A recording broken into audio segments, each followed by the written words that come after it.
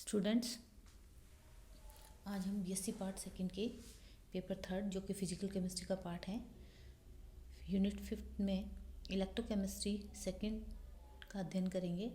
इसके अंतर्गत हम electrolytic galvanic cell, reversible and irreversible cells और इन जो सेल हैं इनका कन्वेंशनल रिप्रेजेंटेशन,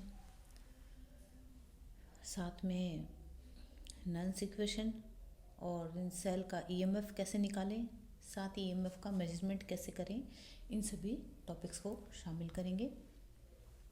सबसे पहले हम देखते हैं कि हमारे पास हम जानते हैं कि दो प्रकार के सेल होते हैं। एक फर्स्ट जो हमारी इलेक्ट्रिक एनर्जी को केमिकल एनर्जी में चेंज करेंगे उन्हें हम इलेक्ट्रोलाइटिक विद्युत अपघटनी इलेक्ट्रोलाइटिक सेल कहेंगे, जैसे कि जनरली वाटर का इलेक्ट्रोलाइसिस होता है। और सेकंड वो होते हैं जो केमिकल एनर्जी को इलेक्ट्रिक एनर्जी में चेंज करेंगे, इसे हम इलेक्ट्रोकेमिकल सेल या गैल्वेनिक सेल कहेंगे। इनको वोल्टाइक सेल भी हम कह सकते हैं, ड्राई सेल है, बैटरी है, डेनियल सेल, ये सभी इसके अंतर्गत आते हैं। अब हम एक डेनियल सेल का डायग्राम देखते हुए उसका एक्सप्लेनेशन देते हैं। इसमें देखिए दो इलेक्ट्रोड हैं। इन इलेक्ट्रोड को साथ ही ये जो इलेक्ट्रोड है एक जिंक है, कॉपर का है, और ये जो इलेक्ट्रोड है जिंक जो है जिंक सल्फेट के सॉल्यूशन में डूबा हुआ है, और कॉपर है जो कॉपर सल्फेट के सॉल्यूशन के साथ डूबा हुआ है। साथ ही जो एक पोरस जो है पोर्ट है यानी सरंध्र पात्र जिसे कहते हैं, उसके द्वारा ये आपस में सेपरेट है। और सर्किट कंप्लीट करने के लिए एक वोल्टमीटर से इसको जोड़कर एक्सटर्नल जो सर्किट है वो बनाया जाता है। तो और जब धारा प्रवाहित होने लगेगी तो वोल्टमीटर में विक्षेप हमारे पास आ जाएगा। अब हम देखते हैं कि जब हमारे पास हम जानते हैं कि हमारी जो मेटल होती है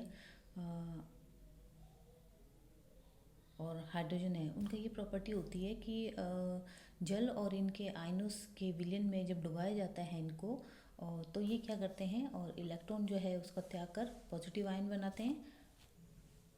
और जैसे हम एक इक्वेशन देखते हैं इसकी, इस इक्वेशन में ये जो कॉपर है जो है अपने कॉपर सल्फेट के सॉल्यूशन के साथ डूबा हुआ है। जब ये इलेक्ट्रॉन त्यागेगा तो क्या बन जाएगा, Zn+2 बन जाएगा, इलेक्ट्रॉन रिलीज हो जाएंगे। और यहाँ पे जो क्या है कॉपर का क्या है ऑक्सीडेशन हो रहा है, ऑक्सीकरण हो रहा है। तो ये क्या है यहाँ पे एक एज ए एनोड की तरह काम करेगा। और ये जो हमारे पास जो इलेक्ट्रॉन है ये बाह्य परिपथ से जाते हुए यहाँ कॉपर के द्वारा ग्रहण कर लिए जाएंगे, यानी Cr+2। अगली इक्वेशन रहेगी जो कॉपर है जो इलेक्ट्रॉन ग्रहण कर लेंगी और ये कॉपर में चेंज होएगी। हमारे पास क्या होता है कि जैसे कॉपर भी इलेक्ट्रॉन मुक्त करने की क्षमता रखता है, जिंक भी रखता है इलेक्ट्रॉन करने की क्षमता रखता है। लेकिन हम जानते हैं कि जिंक की इलेक्ट्रॉन मुक्त करने की जो प्रवृत्ति है कॉपर की तुलना में ज़्यादा होगी। अतः ये जो हमारे पास जिंक है एज ए एनोड काम करेगा, यहाँ पे इनका ऑक्सीडेशन होगा और इससे जो रिलीज्ड इलेक्ट्रॉन होंगे वो कॉपर के द्वारा ग्रहण कर लिए जाएंगे और उसमें अपचयन हो जाएगा। और इसका संपूर्ण अभिक्रिया को हम इस तरह से लिख सकते हैं, zinc Cr+2 Zn+2 plus copper.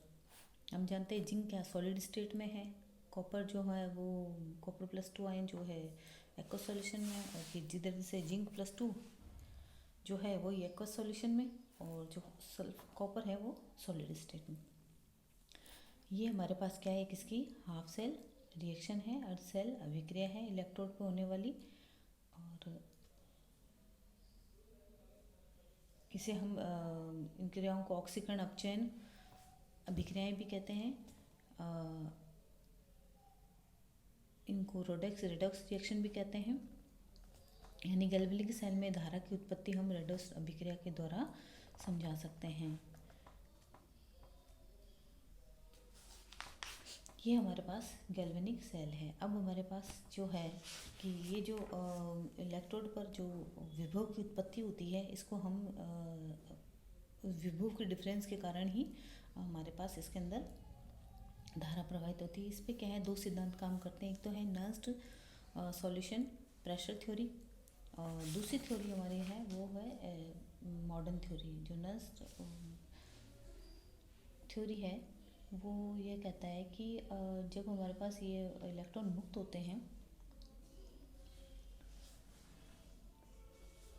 तो इन ऋणावेशित आयनों के द्वारा इलेक्ट्रोड के चारों ओर एकत्रित हो जाते हैं और एक इंटरफेस पर इलेक्ट्रिकल डबल लेयर का ये निर्माण कर लेते हैं, जिसके कारण क्या है, विभव उत्पन्न होता है और ये इलेक्ट्रोड पोटेंशियल कहलाता है। और हम जानते हैं इलेक्ट्रोड क्या है, धातुओं के विलयन में डूबा रहता है। तो इलेक्ट्रोड पर उत्पन्न होने वाला आवेश विलयन की जो परासरण दाब है पाई तथा धातु के विलयन के दाब पी के अपेक्षित मान पर निर्भर करता है ये। और मॉडर्न थ्योरी ये कहती है कि धातु विलयन जो इंटरफेस पर इलेक्ट्रिकल डबल लेयर का जो निर्माण है, दो विपरीत प्रोसेस की अपेक्षित गति का परिणाम माना जाता है ये। अब हम देखते हैं कि इसका क्या है, हम रिप्रेजेंट इसको कैसे कर सकते हैं। किसी भी सेल को रिप्रेजेंट करने के लिए सबसे पहले जहाँ पर इंटरफेस, जहाँ पर विभवांतर विद्यमान रहता है, वहाँ उसे हम एक खड़ी रेखा के द्वारा प्रदर्शित करते हैं। जैसे जिंक है, जिंक इलेक्ट्रोड है, जिंक की सॉल्यूशन है, इन दोनों के बीच में जो विभव के अंतर के कारण जो आवेश डेवलप हुआ है उसको हमने एक लाइन के द्वारा दर्शाया है, खड़ी रेखा के द्वारा, यानी सॉल्यूशन और इलेक्ट्रोड जहाँ संपर्क में है। इसी प्रकार कॉपर का है। यदि हमारे पास धातु धातु आयन, अधातु अधातु आयन सांद्रता भिन्न भिन्न है हमारे पास में,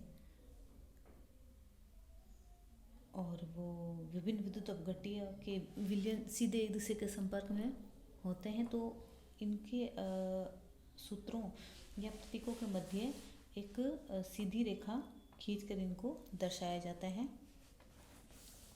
जैसे कि ये देख लीजिए,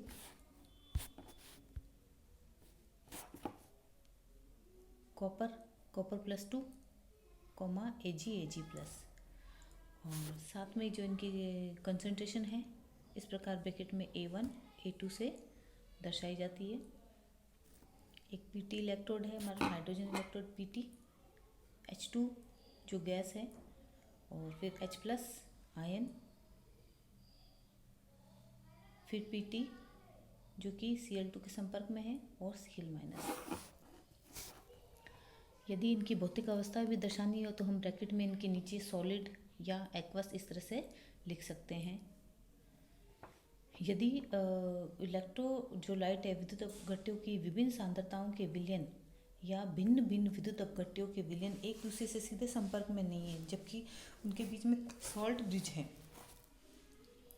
या सरंध्र पात्र के माध्यम से एक दूसरे के संपर्क में है, तो हम इनको क्या डबल लाइन के माध्यम से दिखाई, इस तरह से दो खड़ी लाइनें यहाँ पे हम रिप्रेजेंट करेंगे। और संपूर्ण सेल को प्रदर्शित करने में एनोड, जिससे क्या है कि इलेक्ट्रॉन बाह्य परिपथ में जाते हैं, यानी जहाँ पे उसका ऑक्सीडेशन हो रहा है उसको हम बाईं तरफ लिखते हैं, लेफ्ट की तरफ, तथा कैथोड जहाँ पर इलेक्ट्रॉन जो है सेल में प्रवेश कर रहे हैं राइट की तरफ लिखेंगे हम। इसीलिए जैसे जिंक है, डेनियल सेल का एग्जांपल है, तो जिंक है जो जिंक +2 में चेंज हो गया, ये एक पोरस पात्र के माध्यम से संपर्क में है, और जो कॉपर +2 है कॉपर में चेंज हो गया। यहाँ पे जो एनोड है वो लेफ्ट हैंड की तरफ है और माइनस साइन की तरफ से दर्शाया गया है, क्योंकि इससे इलेक्ट्रॉन का ऑक्सीडेशन हो रहा है। यहाँ इलेक्ट्रॉन जो है बाह्य परिपथ में प्रवेश कर रहे हैं।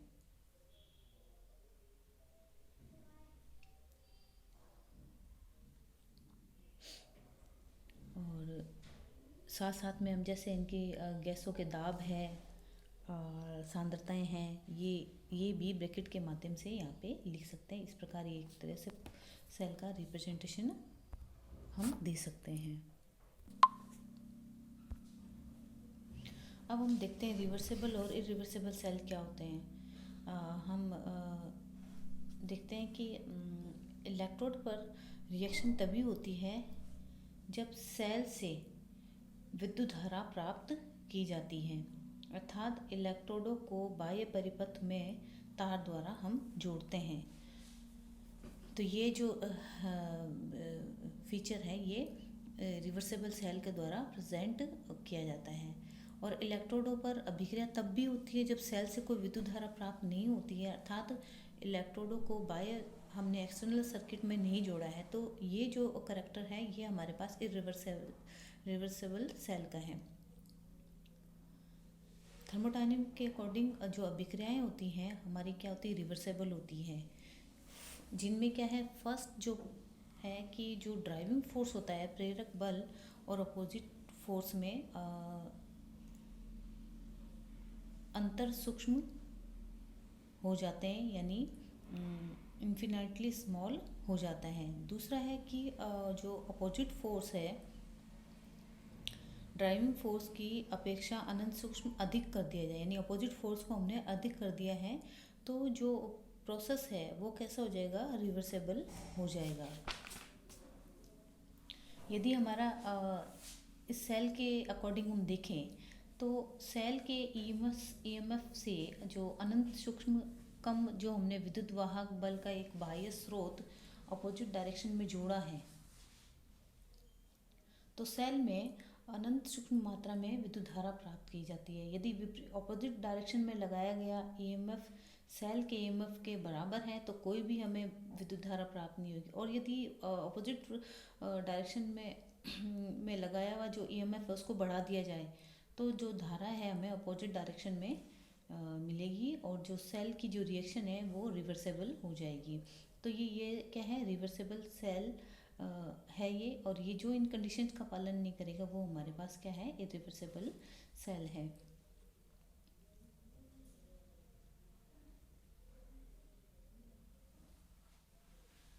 अब हम देखते हैं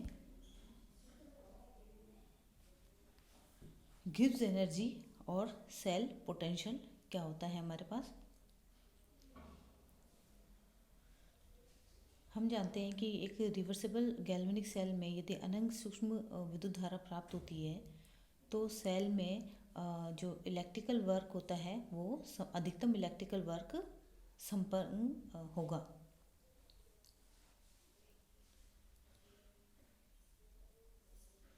अब हम जानते हैं कि एक सेल में माना कि जो है n ग्राम तुल्यांक रिएक्टेंट प्रोडक्ट में चेंज हो रहे हैं, अर्थात इलेक्ट्रॉनों पर मुक्त हुए तथा अवशोषित हुए इलेक्ट्रॉनिक संख्या n है। तो कुल प्रवाहित विद्युत धारा की जो मात्रा है n फैराडे होगी। तो सेल का जो ईएमएफ है वो होगा, यानी जो विद्युत कार्य W = NFE। चूँकि हम जानते हैं कि विद्युत कार्य गिब्स द्वारा परिभाषित मुक्त ऊर्जा के व्यय होने से होता है, इसलिए मुक्त ऊर्जा में जो कमी होती है वो किए गए विद्युत कार्य के बराबर होती है। और W = हमारे पास हमने देखा NFE होता है, तो डेल जी माइनस डेल जी माइनस डेल्टा जी है जो है वो हमारे पास NFE के बराबर होगा है, जिसमें हमारे पास जो डेल्टा जी का मान नेगेटिव रहेगा तो वो प्रोसेस क्या है, स्पॉन्टेनियस हो गई हमारे पास सारे। जब भी डेल्टा जी नेगेटिव है और तो प्रक्रम कैसा होगा हमारे पास, स्वतः होगा। डेल्टा ई भी अगर धनात्मक है हमारे पास, पॉजिटिव है, और डेल्टा जी नेगेटिव है तो प्रक्रम हमारे पास स्वतः होगा। यदि डेल्टा जी पॉजिटिव है और डेल्टा ई नेगेटिव है तो वो अस्वतः होगा, और दोनों की वैल्यू बराबर है तो वो 0 होगा। अब हम देखते हैं कि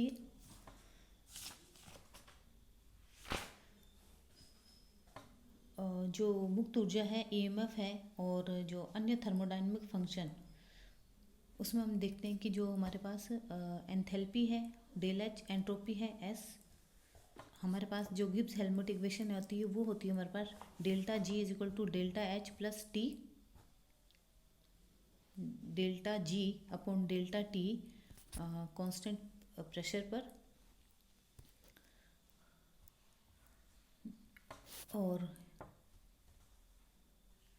इस इक्वेशन को इस प्रकार से भी लिख सकते हैं हम, minus delta G is equal to minus delta H minus T delta G upon delta T constant pressure पर। हम जानते हैं कि जो माइनस डेल्टा जी और डेल्टा एच है, स्थिर दाब पर तंत्र सिस्टम की मुक्त ऊर्जा में कमी, फ्री एनर्जी में क्या है कमी है, और एंथैल्पी में कमी है। और एंथैल्पी में कमी को है स्थिर दाब पर ऊष्मा, स्थिर दाब पर अभिक्रिया ऊष्मा कहते हैं। और हमें डेल्टा जी की वैल्यू, हम ऊपर वाली हमारी डेल जी हमारे पास पता है हमें कितना होता है, एन ई एफ होता है, तो हम इससे रिप्लेस कर देंगे। रिप्लेस करने के बाद फाइनली हमें इक्वेशन प्राप्त होगी, E is equal to minus delta H upon N F plus T del E upon del T constant pressure पर। ये जो टर्म है हमारे पास delta E upon delta T constant pressure पर, ये हमारे पास क्या है, टेम्परेचर कोफिशिएंट है।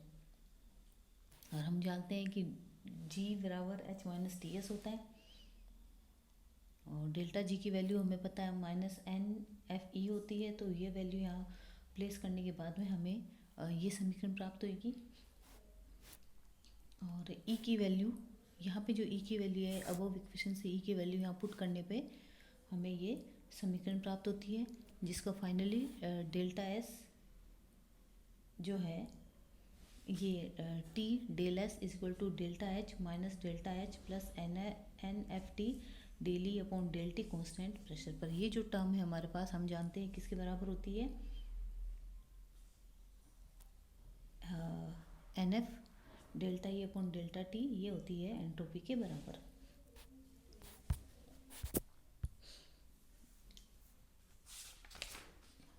अब हम देखते हैं नर्न्स इक्वेशन। नर्न्स इक्वेशन क्या है, एक जो हमारे पास रिवर्सिबल सेल है उसमें हम देखते हैं एक सामान्य अभिक्रिया के लिए Na AA CCDD, हमारे पास जो मुक्त ऊर्जा में जो परिवर्तन है del G is equal to del G zero यानी standard plus R T L N A C की पावर सी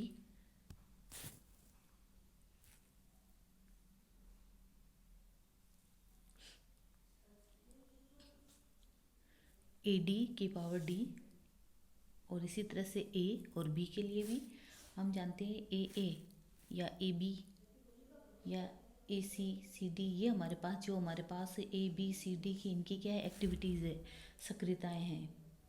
और डेल्टा जी जो जीरो है, ये हमारे पास मानक अवस्था में मुक्त ऊर्जा परिवर्तन, यानी स्टैंडर्ड स्टेट में मुक्त फ्री एनर्जी। और जब हमारे पास सभी रिएक्टेंट और प्रोडक्ट की जो सक्रियताएँ हैं, एक्टिविटीज़ हैं, वो हमारे पास इकाई हो। और डेल जी का मान हम इक्वेशन में रखेंगे तो minus n F E is equal to minus n F E zero, जो कि स्टैंडर्ड अवस्था में है, R T L N, same वही इक्वेशन रिपीट करते हुए, प्रोडक्ट अपॉन रिएक्टेंट, दोनों तरफ एन एफ को हम जब इस रिएक्शन को सॉल्व करेंगे तो ई बराबर E zero minus R T L N minus R T upon N F L N product upon reactant. ये जो इक्वेशन है हमारे पास नर्न्स इक्वेशन है।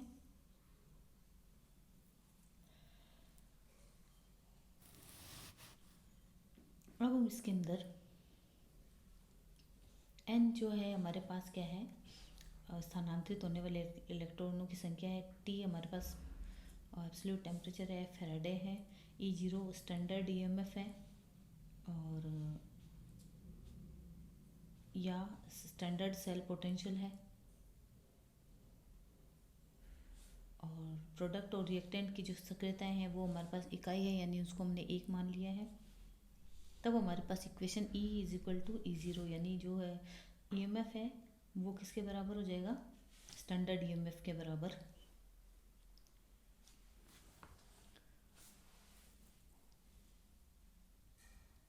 इस इक्वेशन को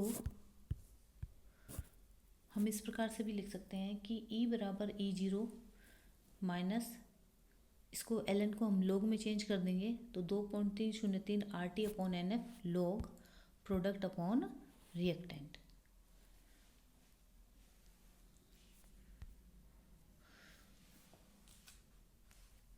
और इसको यदि सॉल्व किया जाए तो E बराबर E0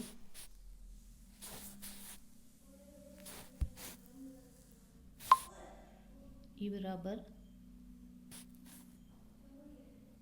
E0 minus 0.591 upon n log product upon reactant, यानी C की C into D upon A into B.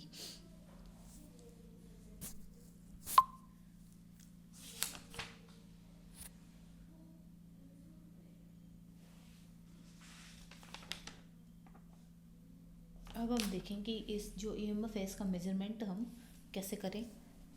इसके लिए देखिए हमारे पास एक ओपन सर्किट है, जब कोई धारा इसमें नहीं बह रही है तब हम देखते हैं, जब कोई धारा नहीं बह रही है तो उस समय इलेक्ट्रोड का जो विभव है, अब इस समय इलेक्ट्रोड का जो विभव है सेल का ईएमएफ या सेल का विभव ही है। इसका जो मान है परिपथ में वोल्टमीटर लगाकर नहीं लिया जा सकता है, क्योंकि इस प्रक्रम में कुछ न कुछ धारा परिपथ में बहने लगेगी। सेल का यही मापन जो है पोगनड्रॉफ संपूरक सिद्धांत यानी पोगनड्रॉफ कंपनसेशन प्रिंसिपल पर आधारित है। इसके अनुसार सेल विभव के बराबर विभव अन्य सेल द्वारा विपरीत दिशा में लगाया जाए तो परिपथ में धारा प्रवाहित नहीं होगी। इस अवस्था में जो अन्य सेल है द्वारा लगाया गया विभव ही सेल का विभव या सेल विभव होगा। अब इस डायग्राम में देखते हैं हम, ये साधारण पोटेंशियोमीटर है एक, इसमें ये भी एक हमारे पास अनुप्रस्थ काट का तार है जिसका प्रतिरोध उच्च है, इसको पोटेंशियोमीट्रिक स्लाइडिंग वायर कहेंगे हम। और इसका जो हमारे पास जो C है हमारे पास सेल है इसका, जिसका ईएमएफ मापे जाने वाले सेल के ईएमएफ से अधिक है, और A और B इन सिरों को इससे जोड़ दिया जाता है।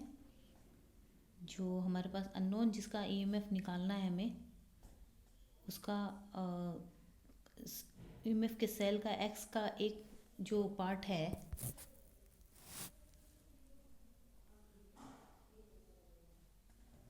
जो टर्मिनल A से जोड़ दिया जाता है यहाँ पर, और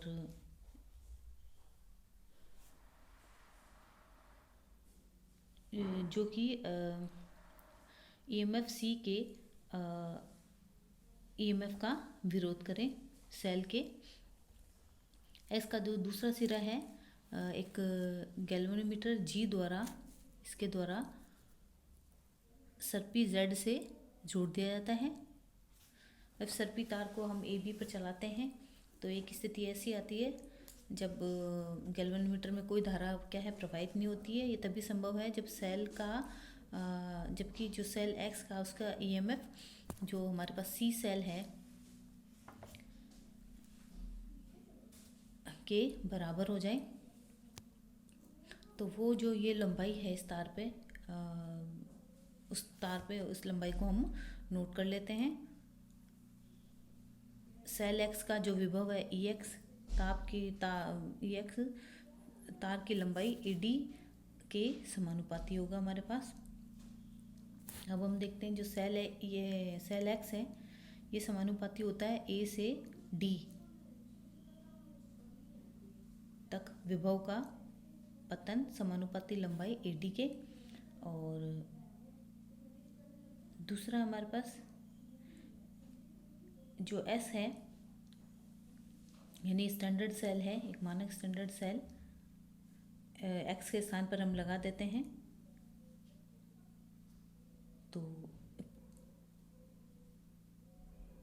तो इसके लिए भी हम विभव देख लेते हैं, स्टैंडर्ड सेल के लिए भी। यहाँ पे ये स्टैंडर्ड सेल है और ये हमारे पास वो सेल है जिसका हमें ईएमएफ निकालना है। तो सेल जो ईएस है उसको ईएस समानुपाती ए से ए डैश तक विभव का पतन समानुपाती ए डी लंबाई के,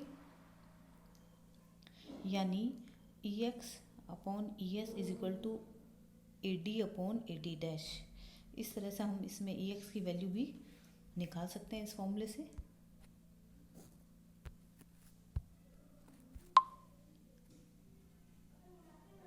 ई X is equal to A D upon A D dash into E S.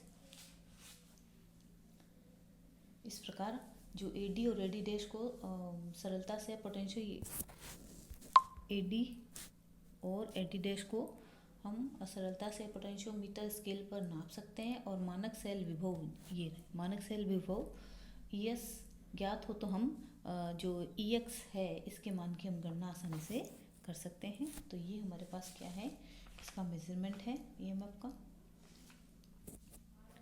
और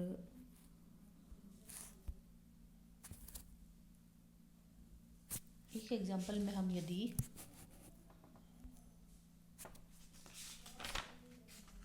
thank you, have a nice day.